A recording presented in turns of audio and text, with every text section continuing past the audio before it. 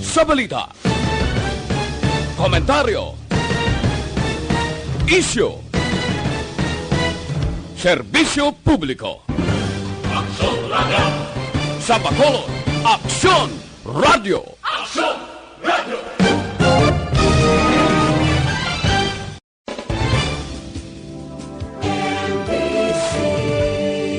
Manila Broadcasting Company.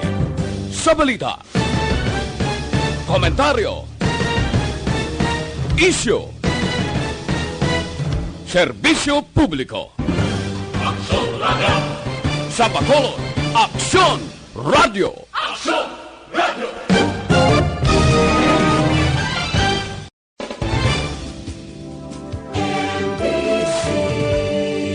Manila Broadcasting Company.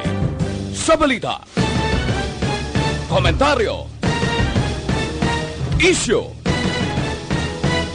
serbisyo publiko. Aksyon Radio! Sa Bacolod, Aksyon Radio! Aksyon Radio!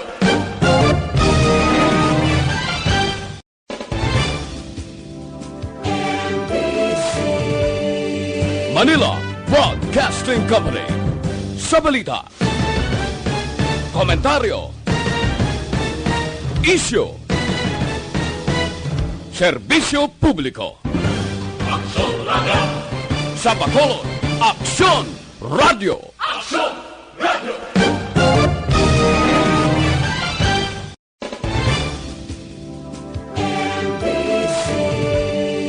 Manila Broadcasting Company. Sa balita, komentaryo, isyu, serbisyo publiko. Aksyon Radio! Sa Bacolod, Aksyon Radio! Aksyon Radio!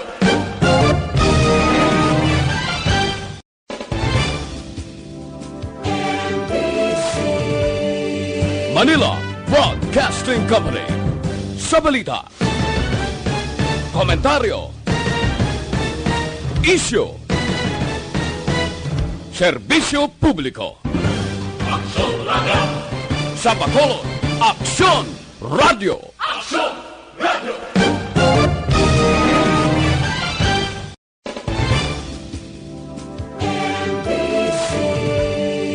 Manila Broadcasting Company. Sa balita, komentaryo, Aksyon Radio Philippine Standard Time, las 6:34. This time check is brought to you by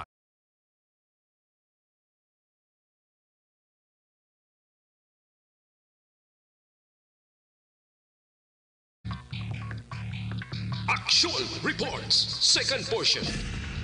Di kalidad, kag madalong ng mga analisis sa pinakainit na balita sa bilog na probinsya kag nasyon. Aksyon Reports, second portion. Patas kag balanse na komentaryo sa mga issues kag mga balita nga nagaapekto sa mga pumuluyo sa adlaw-adlaw nga tanan. Aksyon Reports, second portion. Upod sa veterano kag respetado nga komentarista, Aksyon Fred Salanga. Karon nga adlaw Sabado, pitsa 15 na bulan sa Agosto tuig 2020. Anano ang mga balita kag mga isyu nga atong talakayon para karon nga adlaw Sabado. Ari ho, aprobado na. Ginpaisol na gid man. Ang Department of Education kahapon nagpalayag nga si Presidente Rodrigo Duterte aprobado sini ang rekomendasyon nga ipaisol ang pagbukasang klase halin Agosto 24 pakadto sa Oktubre 5.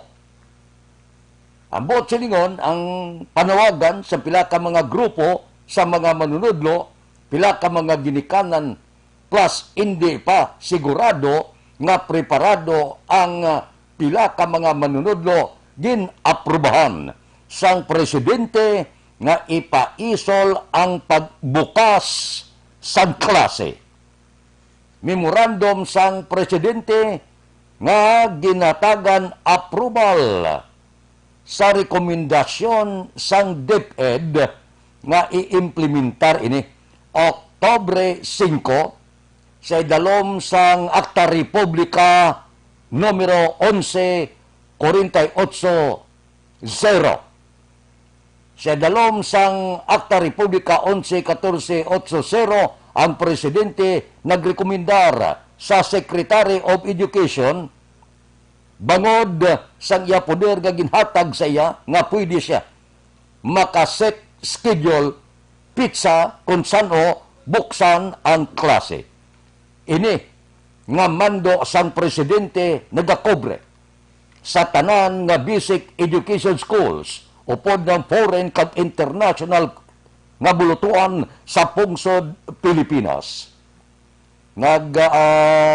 Hatag na mando ang presidente kag ginpasalamatan man sa pila ka mga grupo sa mga manunlo. Katulad sa nagligad ng mga kinimana, ginpalayag naton nga hindi pa preparado ang halos tanan nga mga manunudo. Kulang pa sa kagamitan.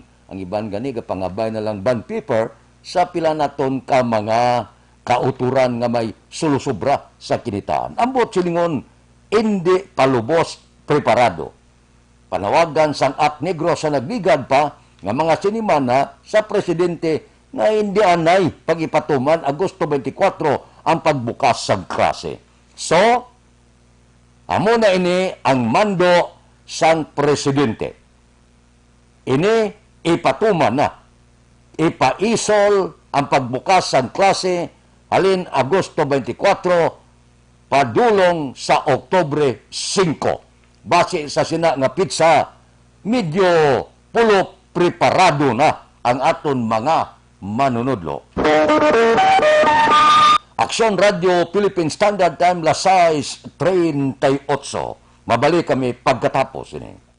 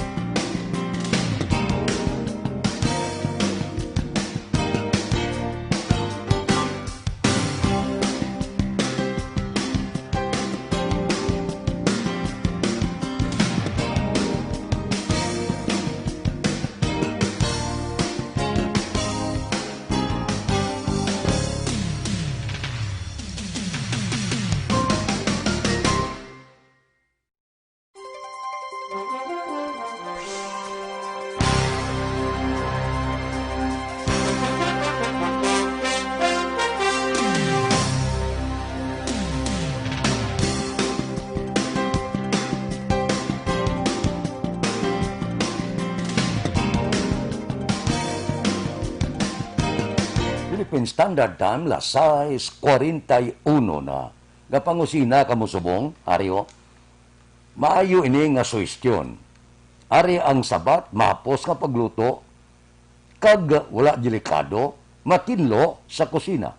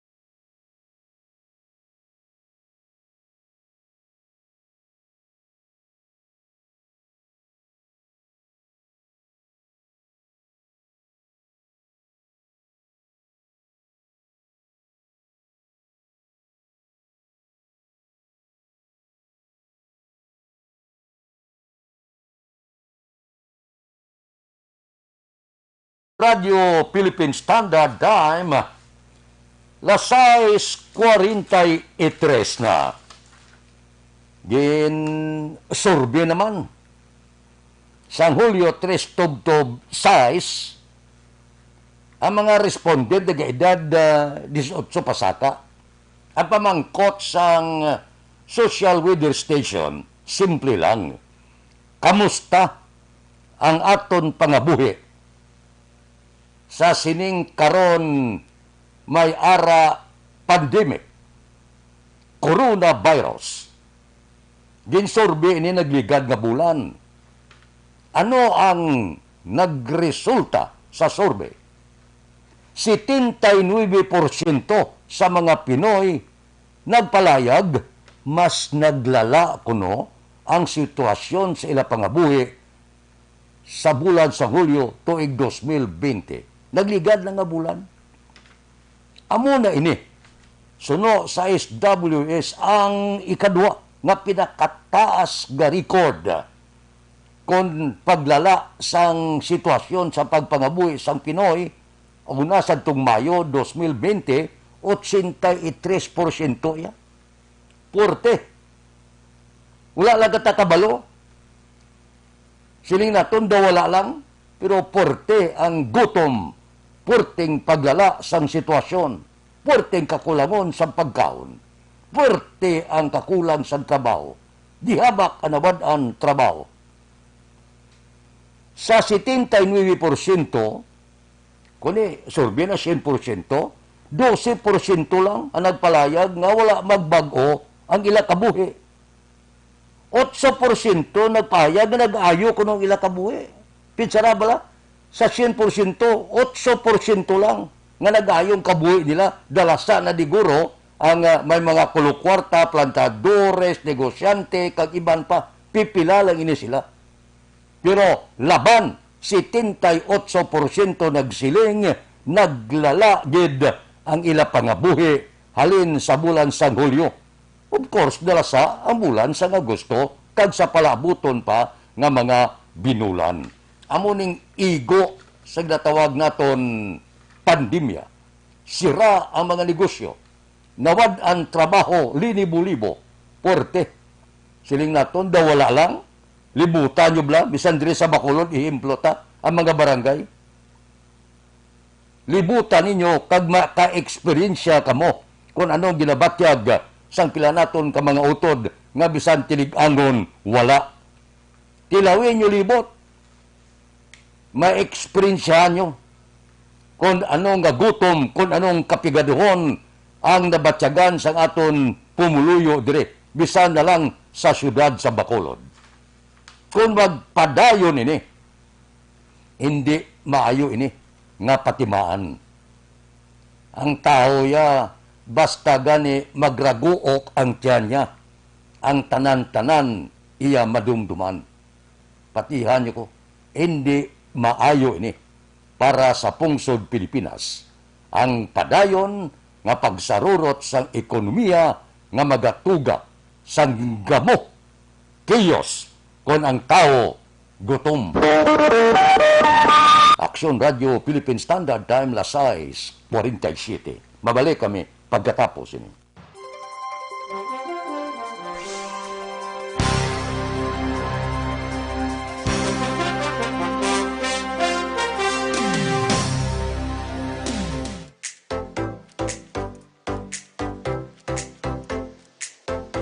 Mga ka-aksyon, madamo sa naglaylay na pamaagi ang protektahan ang imong kaugalingon batok sa novel coronavirus 2018 o ng COVID-19. Isa sa mga pinaka-importante ang regular, safe, and effective hand hygiene gamit ang habon kag tubig o ng alcohol-based hand rub. Yan ang proseso sa paghugas ng gamot na rekomendado sa World Health Organization.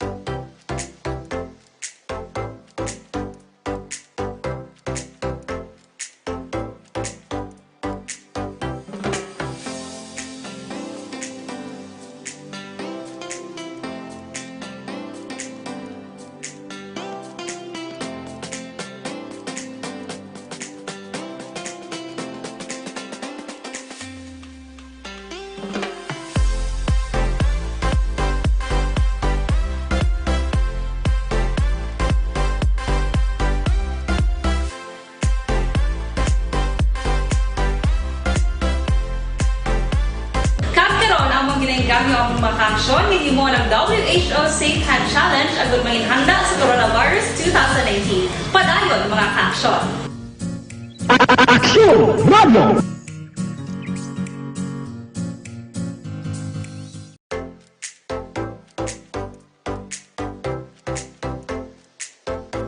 Mga ka-aksyon, madamo sa naglaylay na pamaagi ang protektahan ang imong kaugalingon batok sa novel coronavirus 2018 o ng COVID-19. Isa sa mga pinaka-importante ang regular, safe, and effective hand hygiene gamit ang habon kag tubig o ng alcohol-based hand rub. Yan ang proseso sa paghugas ng gamot na rekomendado sa World Health Organization.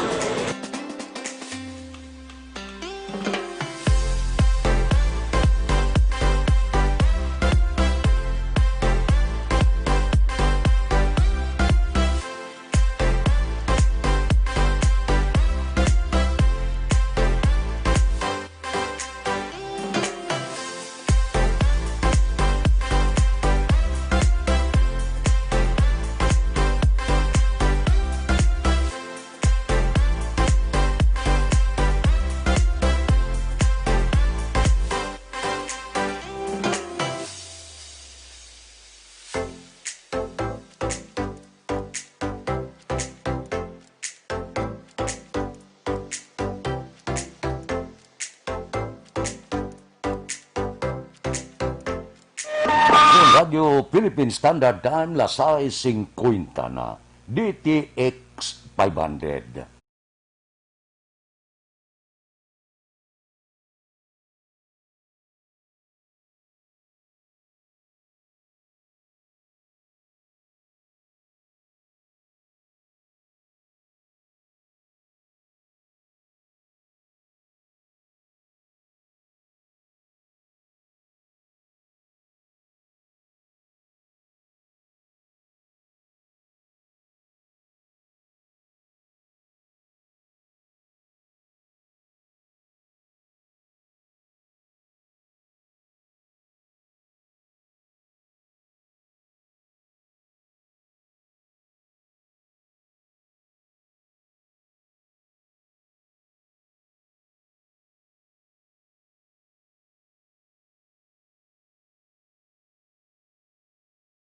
Aksyon Radio Philippine Standard Time, lasay 52.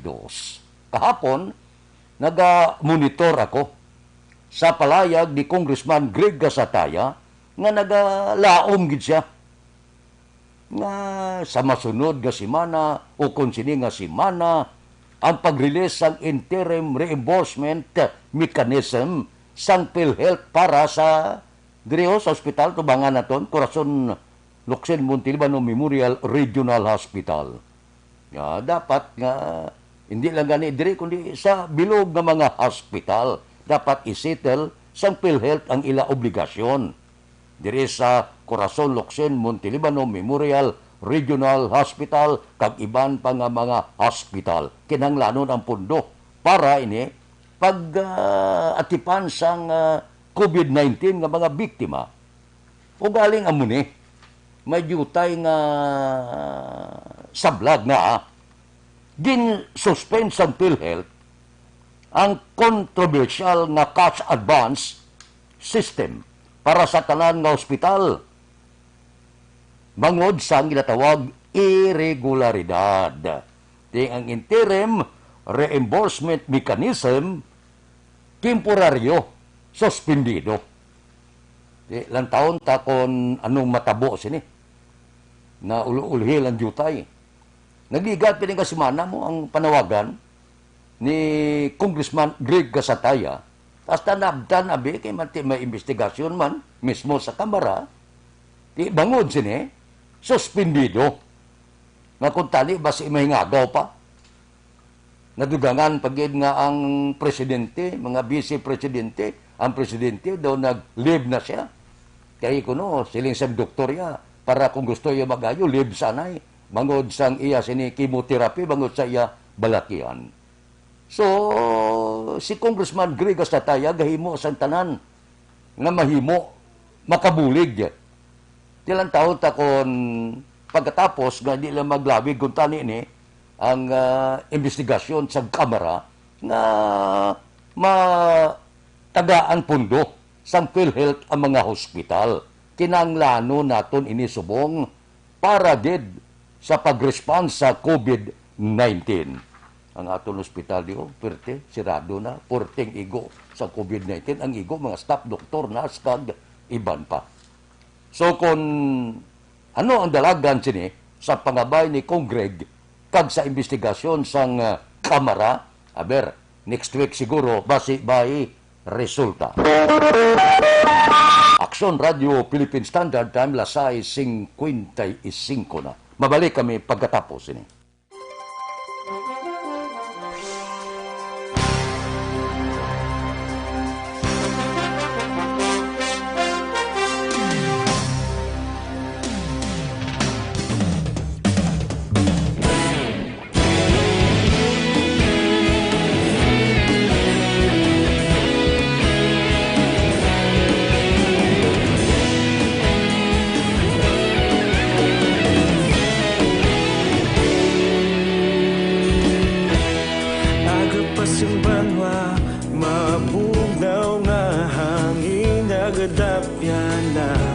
Ikaw nang ginapamati ang amon ginasandigan. Tingog sang probinsya, kamatuuran ginapalap na. Minsay nga may dala, paglaom kag kasanat. Tinuig na nagligan, ikaw gihapon ang ako nga istasyon. Sa pagudlak sang adlaw, sa pagtuhaw sang biton. Mga balita ang dala inspirasyon. Aksyon radyo, bakolod man sa gihapon. Patayon aksyon radyo, bakolod saludo sa imo. Patayon aksyon radyo, salamat isa pa serbisyo. Patas kag balanse, matuod nga mensahe, wala sang ginadang piligan. Patayon aksyon radyo.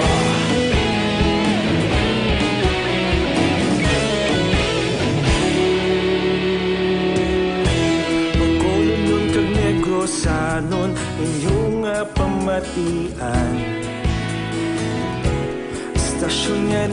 palaplag sang kamatuuran.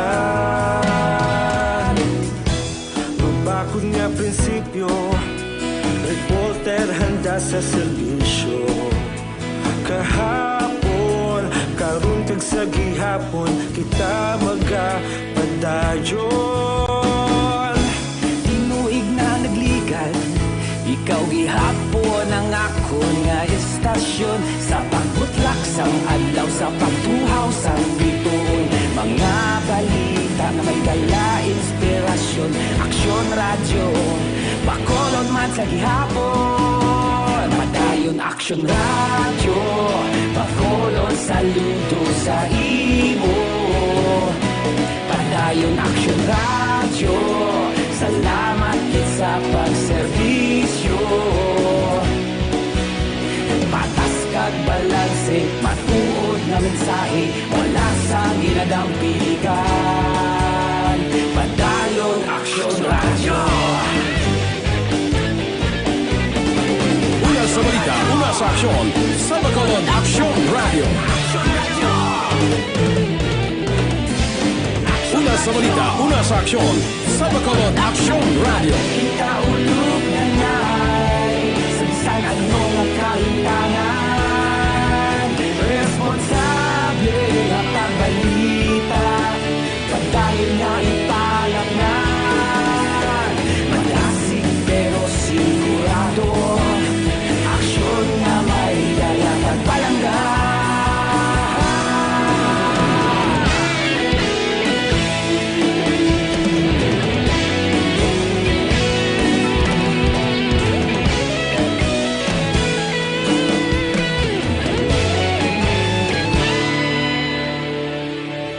Padayon Aksyon radyo, Bacolod saludo sa imo.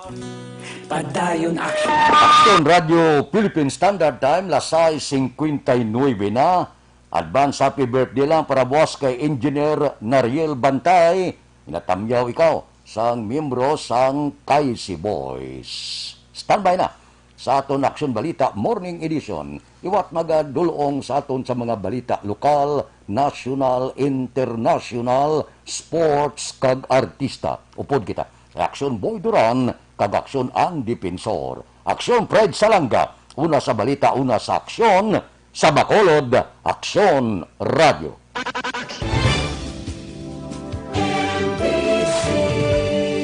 Manila Broadcasting Company. Sa balita, komentaryo, isyu,